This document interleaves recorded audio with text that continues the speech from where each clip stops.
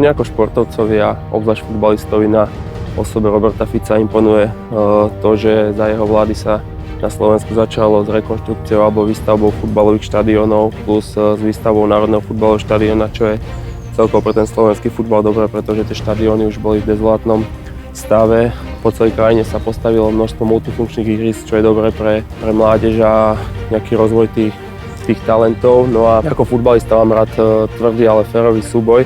A v osobe Roberta Fica vidím človeka, ktorý sa v rámci nejakých pravidiel snaží presadiť svoje a preto si myslím, že by bol vhodným prezidentom Slovenskej republiky.